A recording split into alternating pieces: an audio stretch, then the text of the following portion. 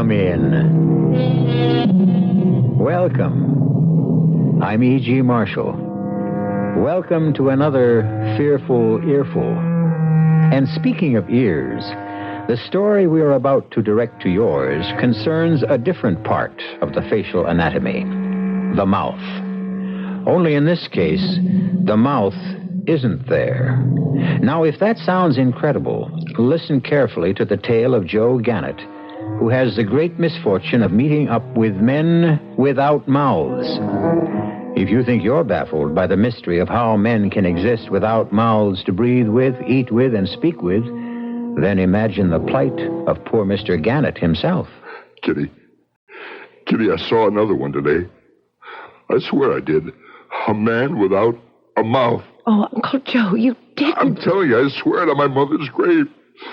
He walked into this bar, see? He sat down at the end. He looked straight at me, Kitty, so help me.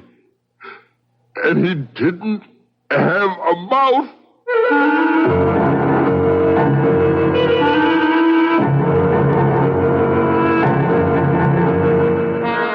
Our mystery drama, Men Without Mouths, was written especially for the Mystery Theater by Henry Slessor and stars Joe Silver and Patricia Elliott. It is sponsored in part by new sugar-free Diet 7-Up and by the Kellogg Company, makers of Kellogg's Special K cereal. I'll be back shortly with Act One.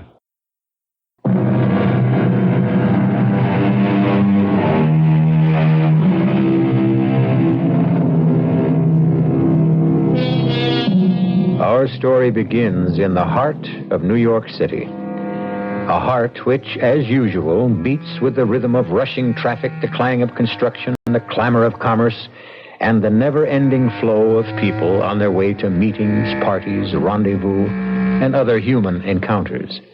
But we're interested in only one person today. There he is, just hailing a taxi on the corner of East 63rd Street. He's a dapper figure in his blue serge suit, his white shirt, and conservative gray tie. He appears to be a man in his late 50s, well-dressed, well-tanned, and well-heeled. His name is Joe Gannett. Occupation? Retired. But retired from what? Listen. Hey, taxi! Hey, taxi! Taxi! 530 West Side Avenue. Right. Nice day for a change, eh? Yeah, that's okay. One day hot, one day cold. It's enough to drive you crazy. Yeah. Hey, you know something? You look familiar. Yeah. I'm a movie star, Mac. I'm Raquel Welch. No, I mean it. You really do. You ever live in Chicago? Look, you mind we do without the conversation? I'm from Chicago originally. Moved here about 10, 11 years ago. I could swear I knew you from some... Wait a minute. You're Joey Gannatello. You got it wrong, mister. Listen, you wouldn't remember me, Mr. Gannatello, but I used to drive for Turk Wilson sometimes. You remember Turk Wilson? He's in stir now, of course. They got him on income tax evasion. I don't know no Turk Wilson, and my name isn't whatever you said, you understand? Yeah, sure. I mean, no offense, mister. Okay. No offense. And no more conversation.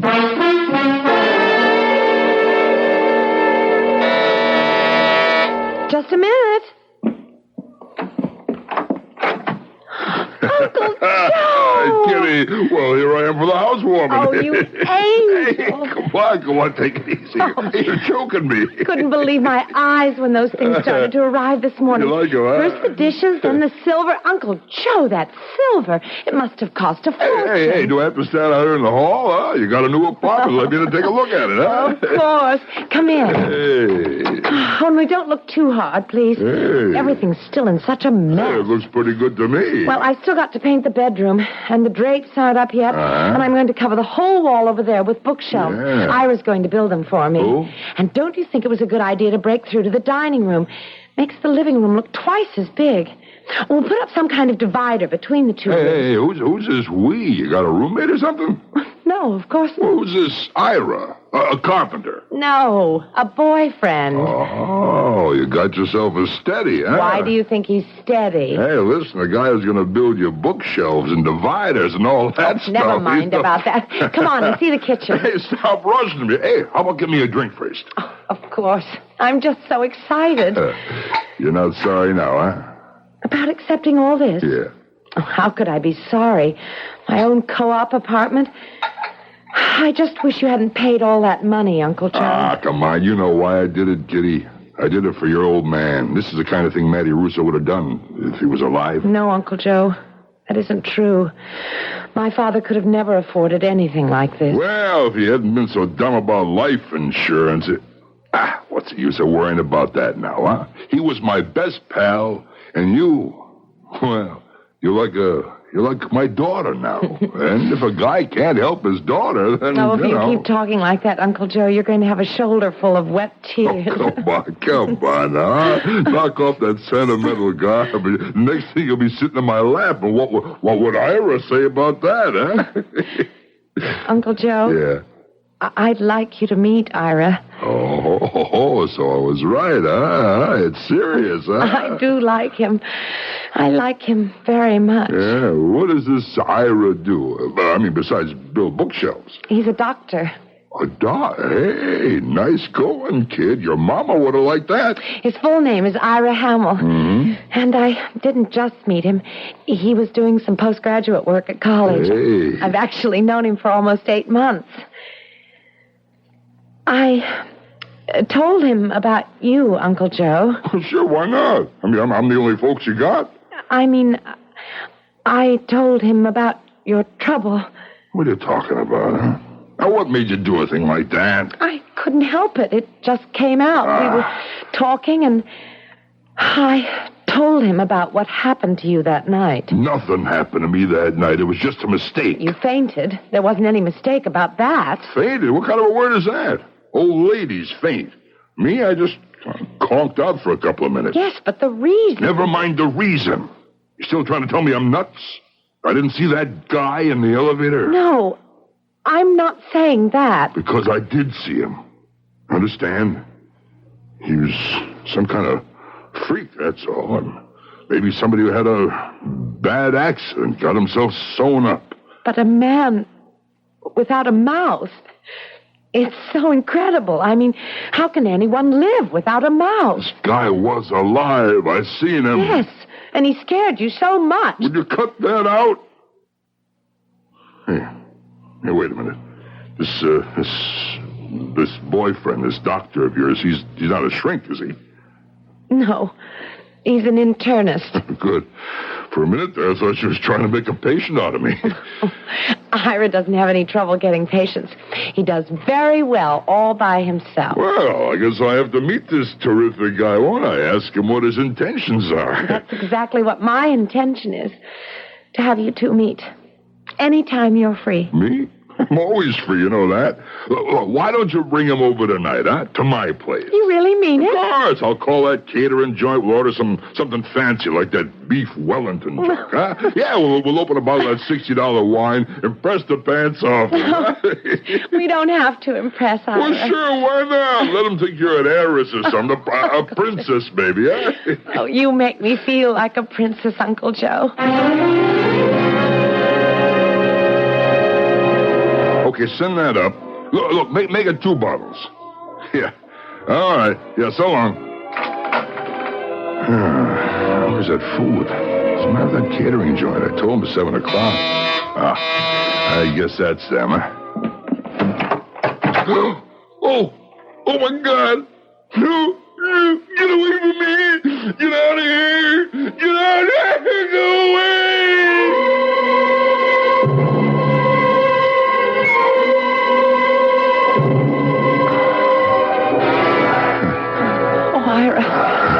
Are you sure he's all right? Are you sure it's not his heart? No, his heart's okay. Pulse is a little fast. It's just shock, Kitty. He'll be okay. He looks so terrible. terribly pale. He's coming out of it now. Hey. Hello, Mr. Gannett. I'm sorry to have to meet you like this. Yeah. I'm Ira Hamill. The doctor? That was a very dirty trick, Uncle Joe. Getting Ira to make a house call by pretending to invite us to dinner. Hey, help me up. Yeah, we better take it easy, Mr. Gannett. I'm okay now. I'm okay. I just got a little dizzy. How long was I out? I don't know. We got here at 7:15. We rang and rang, but nobody answered. I got word and called the super. Hey, listen, did the food get here? It's here. Oh, but never mind about that. What about the wine? I ordered some of that chateau stuff. What happened exactly? Nothing. Uncle Joe, please. The last time you had a blackout. Well, was it anything like the last time? You want the truth? It was exactly like the last time. A man without a mouth.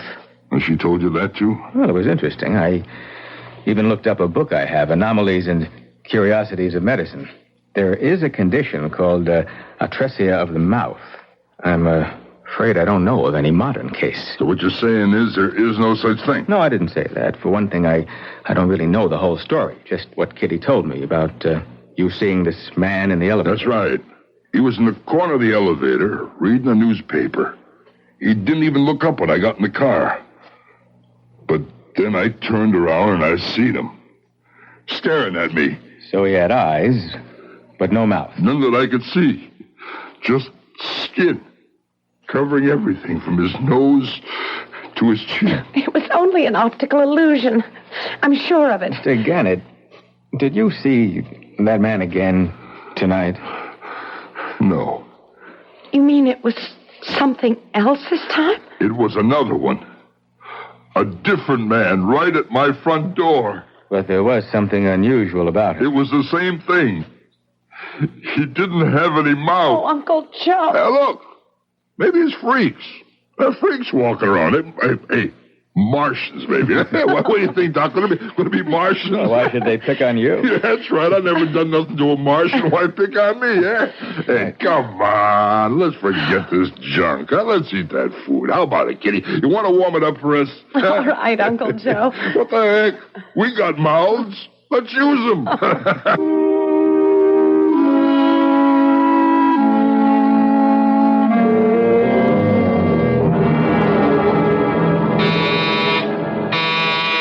I'm coming. Oh. What are you doing here, Doc? Is it all right to come in, Mr. Gannett? Is Kitty with you? No. In fact, Kitty doesn't even know I'm here. Yeah? Then why are you?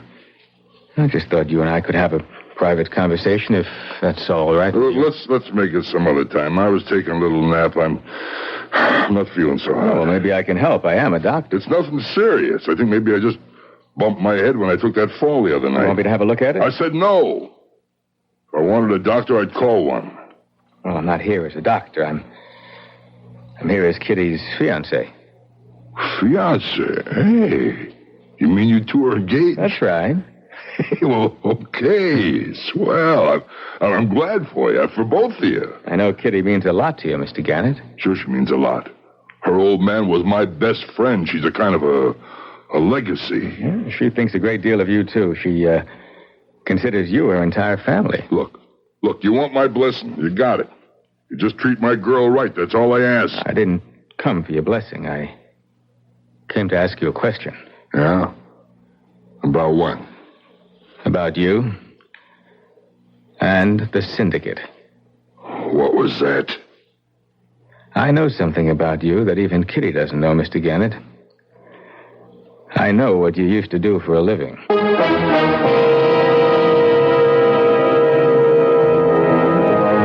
Well, Mr. Joe Gannett seems to be a man who is not merely haunted by strange men without mouths.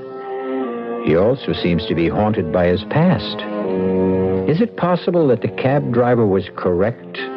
That Joe Gannett and Joey Gannatello are one and the same person? And is there any connection between his past and his terrifying present? We'll find out when we return shortly to Act Two.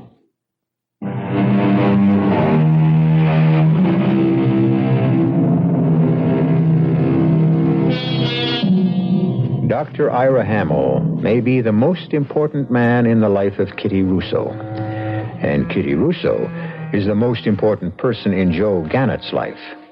But right now, Uncle Joe has every reason for wanting Dr. Hamill to go away and leave him alone. But Ira is a persistent young man, as persistent as the memories which Joe Gannett has been determined to forget. Okay. What do you know about me, Doc? I know you were called before the Illinois Crime Commission back in the 50s. You weren't old enough to blow your nose in the 50s. That's right. I don't remember anything about it. But I've read magazines. And I've seen television documentaries. But this man I saw yesterday, this psychiatrist friend of mine, he was just getting his medical degree during the hearings. He remembered you, too. Did you say psychiatrist? I thought it wouldn't hurt to have his opinion. About whether I was nuts, huh? Oh, he didn't give me any diagnosis. He said he wouldn't even try, not on the basis of such slim evidence. But when I mentioned your name, well, he wondered if Joe Gannett might have once been Joe Gannatello. Was a pretty good guess, wasn't it? Why don't you go home and practice medicine, Doc? You say one word of this baloney to Kitty, and I'll really act like her papa and tell her her boyfriend stinks. Believe it or not, Mr. Gannett, I'm trying to help you. Well, here's how you can help me. Here, go through this. This psychiatrist friend of mine, he did have an idea about these apparitions you've been seeing. The men without mouths sounded valid to me. He did, huh? If you want me to tell you what he said, shut the door. Okay. Tell me. He said there was no doubt that they were hallucinations. But the pattern was fairly clear, given your background. What's that got to do with it? What does it bring to your mind? The idea of a man without a mouth. You tell me. All right. Someone who can't talk. Isn't that obvious? Man without a mouth is silenced. Mouthless men tell no tales, just like dead men. What are you trying to say, Buster?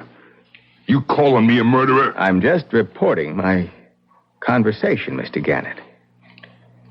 The psychiatrist said, well, your past associations may have left you with strong guilt feelings related to, well, informers or would-be informers. That's not an accusation, just an analysis. You all through? Well, the only reason I'm telling you this is because it might help. The only reason I want to help you is because of Kitty. I'd jump off the George Washington Bridge if Kitty said jump, Ira. Okay, you jump off bridges if you want to. You do anything you please, Doc, except for one thing.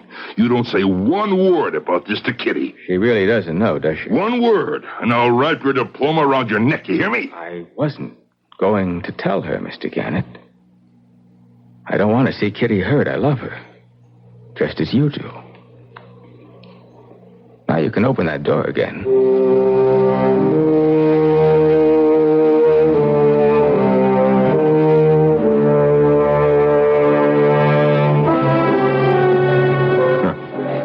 Stinking little punk. Wise guy, doctor. You want another drink, Mr. Gannett? Huh? Oh, yeah. Yeah, right, Harry. Another drink, that's right.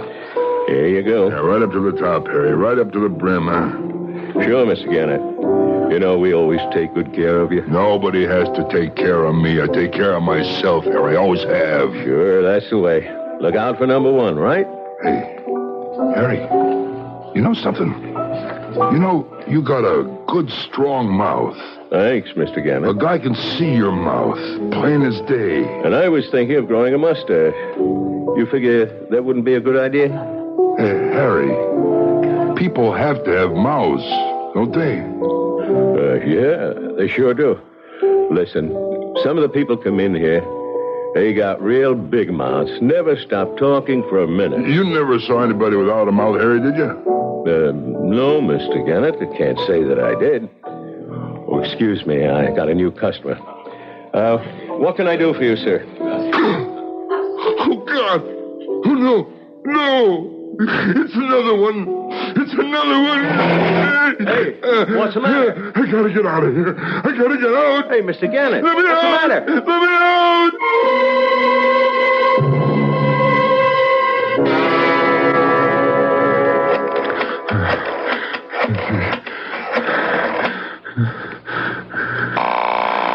Come on, Kitty. Hello? Kitty, it's me. Uncle Joe? Yeah, Kitty. I seen another one today. I swear I did. A man without a mouth. Oh, Uncle Joe, you didn't. I'm telling you, I swear it on my mother's grave. He walked into this bar. He sat down to the end. He looked straight at me, Kitty, so help me. And he didn't have a mouth. Oh, Uncle Joe, you need help. You've got to have help. I thought maybe that friend of yours, a doctor. I thought maybe I should see him, I huh? wish you would, Uncle Joe. He could recommend someone. Yeah, I'll see him, Kitty. Kitty, I gotta do something.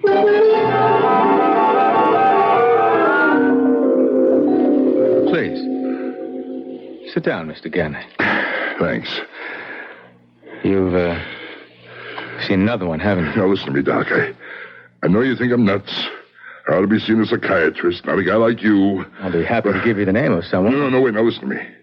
I couldn't take that. I mean, going to a shrink. I'm just not the type. But you got a good head on your shoulders. I can tell. I'm not a psychiatrist. But you can help me. I know you can. I got ghosts haunting me, just like you said. I never believed in ghosts before, but maybe I've got to believe now. I'm not a spiritualist either. Look, I figured two ways. I could go to a doctor, or I could go to church and talk to a priest. Both might help. That's one thing psychiatrists and the church have in common. They know that confession is good for the soul. What do you mean, confession? It's the root of the problem, isn't it?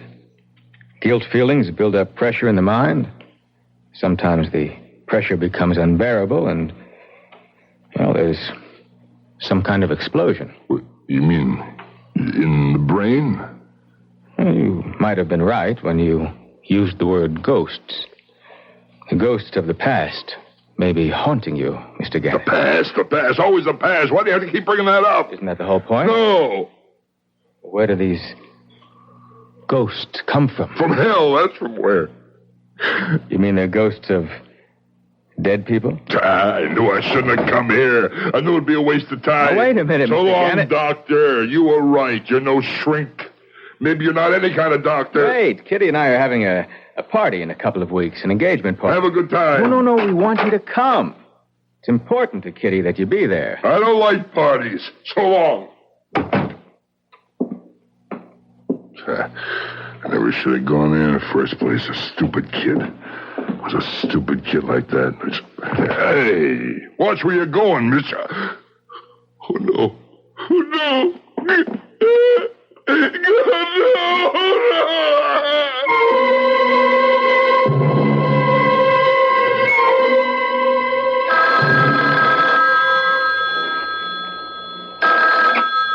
God, Hello? Uncle Joe? Yeah, hi, Kitty.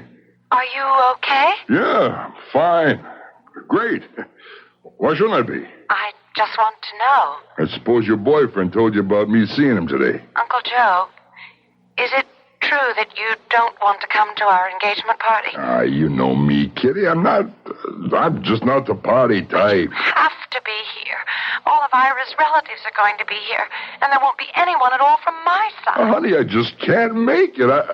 Kitty, I got a million things I got to get this place of mine in some kind of shape. I mean, it's got all kinds of junk laying around. Joe. Okay. Okay, honey, I'll try to be there. It's next Friday, 8:30, right here. I'll try, honey, I will. So long. Yeah, as long as I don't go nuts before then. Yeah, maybe I should clean up the junk around here. Look in that closet. Oh, look at all that junk. There's Christmas stuff I ain't even opened. This old typewriter, I should give that away, get rid of it. What am I going to do, write a book? Yeah, That's the thing, all right. Confession is good for the soul. I had to put down a whole story like the doc said. Maybe he's right about it. I couldn't even write a postcard. Hey, wait a minute. How about this? Hey, the tape recorder one Kitty gave me last year. Jeez, I never even touched the thing. See, how does this thing work anyway? Yeah, on, off, record, stop, rewind, play. Well, there's nothing very hard about that. Let's see, now, where's the microphone here? Oh, yeah, it is. It plugs in here, I guess. Yeah, that looks right. Now what? Press the record button, right? Yeah. Testing 1, 2, 3. Testing 1, 2, 3. Okay. See how that sounds. Okay, press the rewind button now. Then press play. Testing 1, 2, 3. Testing 1, 2, 3. That's easy enough. Only, how easy is it going to be to confess? Well, only one way to find out. Try. My name is Joe Gannett. No, that's not starting off with the truth, is it? My name is Joey Gannatello. In 1945, it's 46, I shot and killed a man named Ricky Natans. What the heck am I doing? Am I crazy? I can't put that on tape. That's crazy. I can't. Wait. Maybe that's the way. If they're really ghosts, then maybe that's what they want. A confession. Sure, why not? Nobody will hear it. I'll tell everything, but I'll take the tape and stick it in an envelope. I'll leave it in my desk and write to be opened only after my death. Maybe that'll make them leave me alone. My name is Joe Gannett.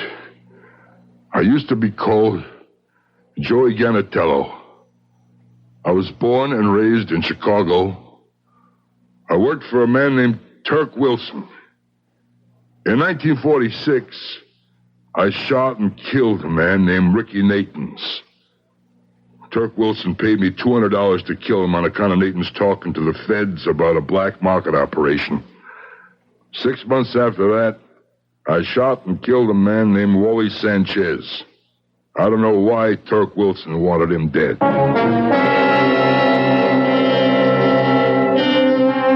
A tape recorder is a wonderful device, a very useful tool in all sorts of situations. And if confession is good for the soul, you might even call it a confessional box. But will it be the right answer for Joe Gannett? Will it provide him with the magic formula to rid him of all his mouthless phantoms?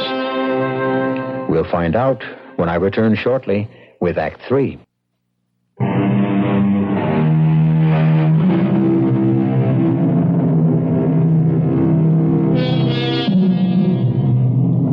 It is now 2 weeks later. The day, Friday. The occasion, the engagement party of Kitty Russo and Dr. Ira Hamill. As you can hear, it's a very happy occasion. But for Kitty Russo, it becomes even happier when the doorbell rings again and she opens it for a very important guest. Uncle Joe! Hey, Kitty, well, here I am, just like I promised. Oh, Uncle Joe! I almost gave up hope. Well, what for? Didn't I say I'd be here? You never said it very convincing. Hello, Mr. Gannett. Glad you made it after all. Hiya, Doc. Hey, you think I'd miss my little girl's one and only engagement party, huh? Well, I'm glad you didn't. I think Kitty would have been very disappointed. Now, listen, no engagement is official without me, right, Kitty? That's right, Uncle Joe. Oh, you look just marvelous. Ira, doesn't he look well? Oh, yeah, you look fine, Mr. Gannett. Been feeling okay? Me? I'm feeling like $1 million. Oh, it's so wonderful to hear you say that. Well, then you haven't had any more trouble. What, you mean like passing out? No more of that. No, I didn't mean just that. It's all over, Doc. The whole problem. It's all over and done with. Then you're not seeing anything peculiar these days. No, I figured out what the whole trouble was. Yeah, I changed my brand of booze. Uncle Joe, come on. That's what it was. I changed my booze. I changed my reading glasses. Hey, speaking of booze, how do you get a drink of this joint? Huh? You come on with me. I'll show you where the best booze is. Come on. Say, is it really true? Have the hallucinations stopped? Stopped cold, just like that. Oh, I'm really glad to hear that. So am I. For a while back there, I thought I'd have to take a trip to the funny farm, you know? But it hasn't happened once in the last 2 weeks. Well, that certainly gives us something to drink to, doesn't it? Yeah, we'll drink to Kitty, Doc. I mean, Ira. Yeah. You like scotch, right? Yeah, scotch is fine. Listen, Ira, I said a couple of things to you that weren't so nice. I hope you can forget. I didn't take any offense. That's good. On account, you marrying Kitty, that means you'll be stuck with me too, huh? Joe, why do you think it happened? What? Losing your ghost. Oh, I don't know. I guess he just got tired of haunting me, huh? Oh, hey, Doc, listen, I got a little present for you and Kitty. No, nothing fancy, just something small and green, huh? Here. Thanks, Joe. Okay, go on, open it up, take a look. Well, all right. That's a lot of money, Joe. Well, a couple of kids get married today. They need every penny they can get their hooks Oh, on. I still think it's too much. Now, look, you got a nice, long future ahead of you. Me, most of what I got is past, you know? Well, I know something else, too. The past is the past, Joe. Once it's gone, it's gone. Understand? Hey, Ira, you know something? I think Kitty got herself a pretty good catch.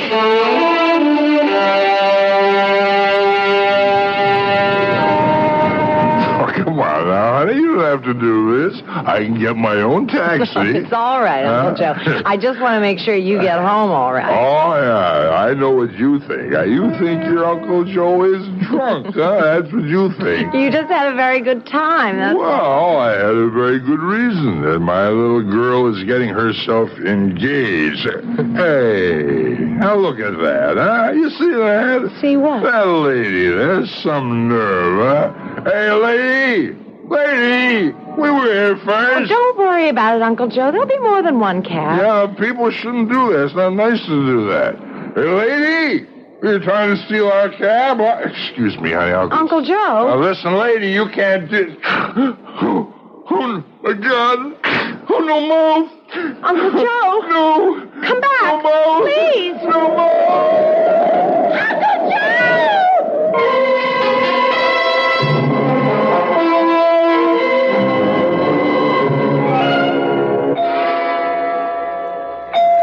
You're a lucky man, Joe.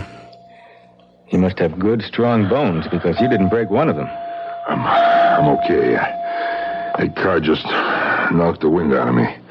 Look, Ira, pull some strings where to get me out of this place. Well, they just want you for observation, Joe, just for a couple of days. I'll run home and get you a toothbrush and anything else you might need. And your hospitalization card. Don't forget that. Yeah, that's right. There's no use adding insult to injury. Now you're being sensible. Okay.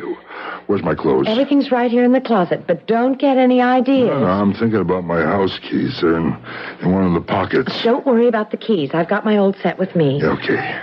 Well, why don't you go now then, huh? All right. I'll be back in an hour or so. Ira, listen, I want to talk to you alone. All right, about what? You was wrong. What do you mean? Your whole theory was all wet. Those guys without mouths. I mean, you thought I was being haunted by a lot of ghosts from the past, but you were wrong. Why do you say that? Because I saw another one tonight, and it wasn't a man. It was a woman. What? You heard me. I saw a woman without a mouth. And there ain't a woman in my whole life I ever felt guilty about, you understand? That sends your whole idea up the flue. Look, Joe, I told you I wasn't a psychiatrist. Now, maybe my diagnosis was wrong, or maybe it was incomplete. It was wrong. There ain't no reason for me to see a woman without a mouth. I never heard a woman in my life, never. All right. So I was mistaken. I'm sorry. And I did it all for nothing. I put the whole thing on tape. What were you going to say?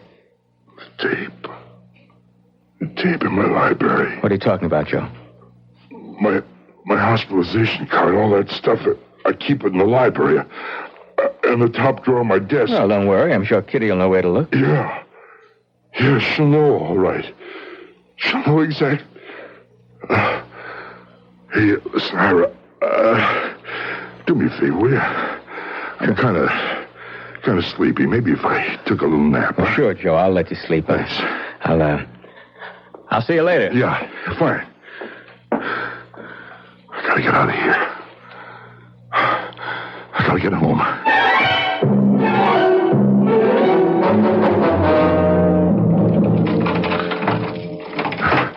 Maybe she didn't find it. Maybe she didn't even look in that envelope.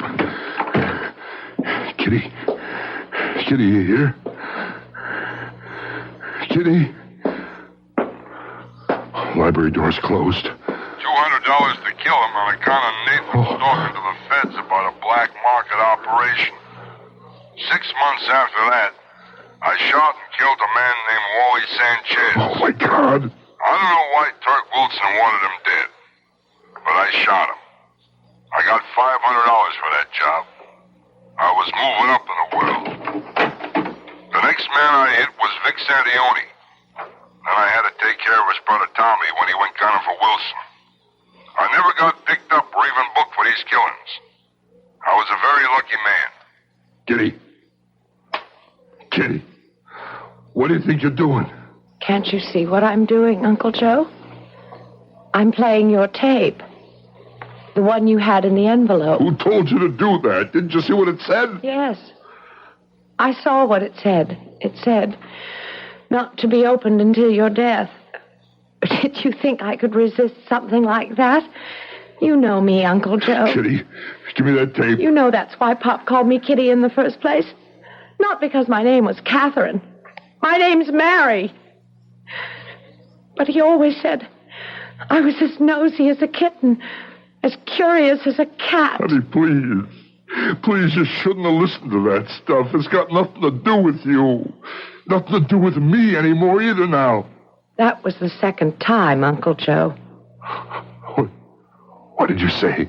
It's the second time I've played the tape. I heard it all the way through the first time, but I didn't believe what I was hearing. I couldn't. Why? Why did you have to do that? Papa. My poor Papa. Kitty, listen to me. You don't know about these things. You don't know how a man gets pushed and shoved in this world until he's got to be like an animal. That's the only reason, Kitty. Try to understand. Kitty, no, don't play it, don't. Listen to yourself, Uncle Joe. Bill Reed. Listen. From Tulsa, California. He was a junk dealer. Narcotics, not scrap iron. That was, 1965, February. Yeah, I remember February because it was cold, freezing in New York. I was glad to get a job out west. Kitty, stop it for the love of God, stop it. Wyckoff, same year, same state. I think it was November. That was almost the last one except for Marty Russo. Marty had this daughter in college. He called her Kitty. He was worried about her finding out what he was doing. He never stopped worrying about that. Only then they needed a fall guy for a payroll job, and they picked Marty, and he refused. He said he wouldn't take a rap. He wouldn't go to jail and shame his daughter. He said he'd spill for her. Are you listening, Uncle Joe? Lord. It made him a problem, you know. They wanted him hit. I said I didn't want the job. Marty was my friend. Him and his daughter was like my family. But they didn't care about that. It was like a test of my loyalty. So I had to do it. I had to kill Marty Russo. Is that why you took such good care of me, Uncle Joe? Is that why? I had to do what they said. I had to do it. Kitty, it would have been the same with your papa if he was told to hit me. There's a gun in your desk, Uncle Joe. Is this the gun you killed him with? No, put that down, Kitty. That thing is loaded. Tell me how you killed my father. No. Your best friend. Why don't you tell me how? No, please put it down. Did he know it was you, Uncle Joe? Kitty. Did you look him in the eyes when you shot him? The Kitty. way I'm looking at you? Kitty! God!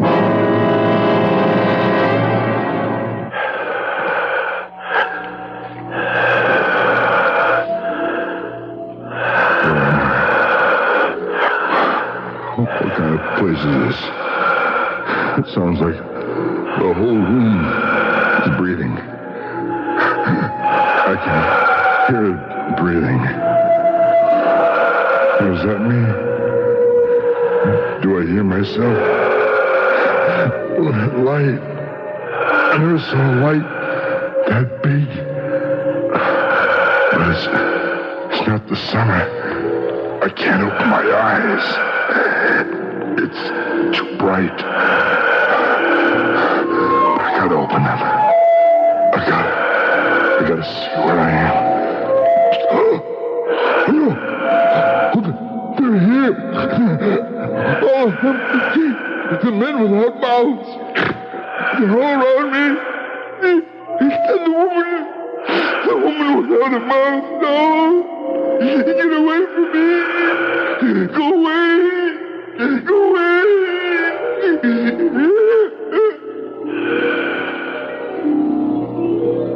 His eyelids are moving. Anesthesia must be wearing off. His pulse is still dropping fast, Doctor. Keep that respirator going. It's no use. We're losing him. Past tense, nurse. We've lost him. I'm sorry. Yeah, so am I.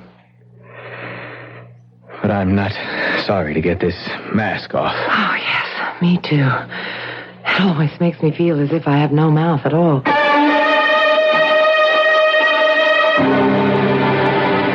Well, it seems that Joe Gannett was seeing ghosts, all right. But in this case, they weren't the ghosts of the past. They were the ghosts of the future. Men without mouths, clustered around an operating table, not trying to destroy his life, but attempting to save it. I'll be back shortly.